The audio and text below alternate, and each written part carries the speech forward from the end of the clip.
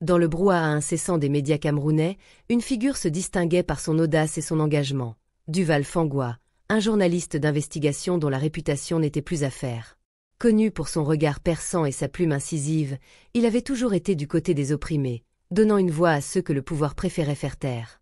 Son émission, Droit de réponse, débat hebdomadaire suivi par des centaines de milliers de Camerounais, était devenu le symbole de la vérité dans un pays où les mensonges semblaient régner en maître. Mais cette quête de vérité n'était pas sans risque. Le gouvernement, de plus en plus irrité par ces reportages, cherchait des moyens de l'arrêter. Les pressions se faisaient de plus en plus fortes, les menaces de plus en plus explicites. Pourtant, Fangwa continuait. Pour lui, informer les citoyens n'était pas seulement un devoir, c'était une mission sacrée. Un jour, l'inévitable se produisit. Le Conseil national de la communication, CNC, l'organe chargé de réguler les médias au Cameroun, prononça une sanction inattendue. Duval Fangwa était suspendu. La nouvelle se répandit comme une traînée de poudre, provoquant une vague de choc et d'indignation à travers le pays.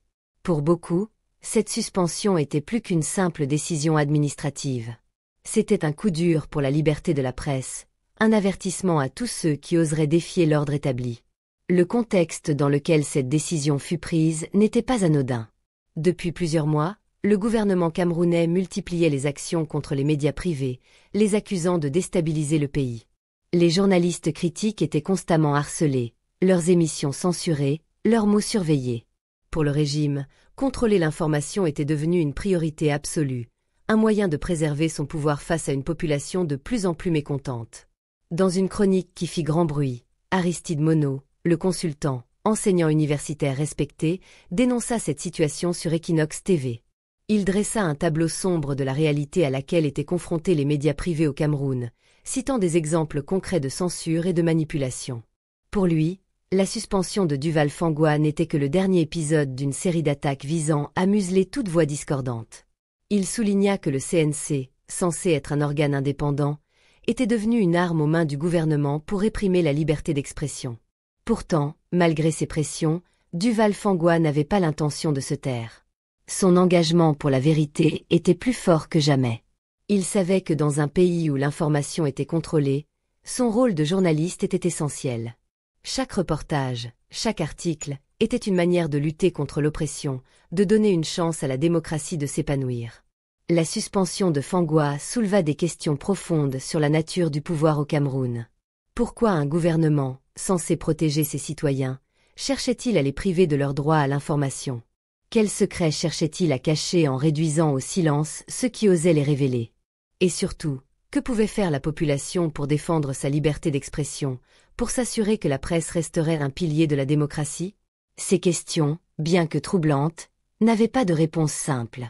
Le combat pour la liberté de la presse était loin d'être gagné. Les journalistes camerounais, Duval Fangwa en tête, savaient qu'ils faisaient face à un adversaire redoutable.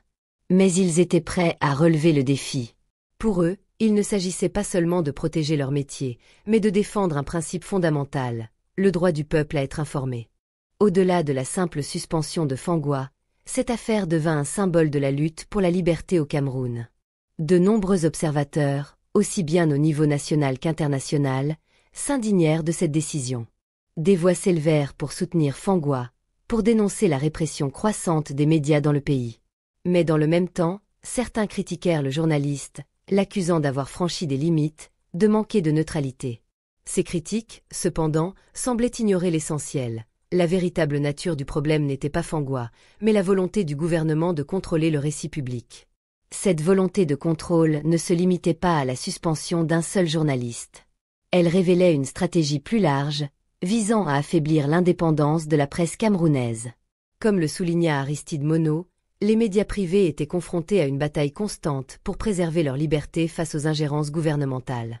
Les régulateurs, au lieu de protéger cette liberté, semblaient souvent servir les intérêts du pouvoir, sanctionnant ceux qui osaient remettre en question l'autorité.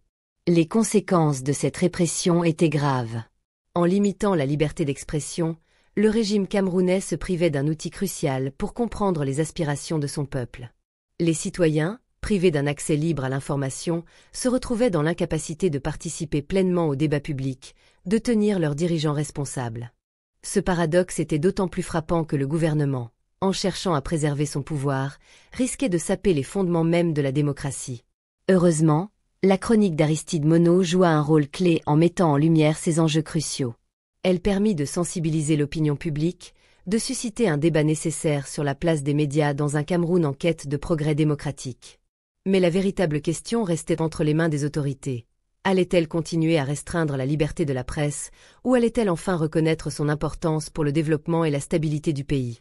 Car les journalistes comme Duval Fangwa ne sont pas des ennemis du régime. Au contraire, ils sont des alliés potentiels dans la construction d'un Cameroun plus juste et plus transparent. Leur rôle est essentiel pour éclairer les citoyens, pour rendre des comptes aux dirigeants, pour stimuler le dialogue social. En les sanctionnant, le gouvernement ne fait que s'éloigner de ses propres objectifs. Alors que la suspension de Duval Fangwa continuait de faire couler beaucoup d'encre, il était temps pour les autorités camerounaises de réfléchir sérieusement à leurs priorités.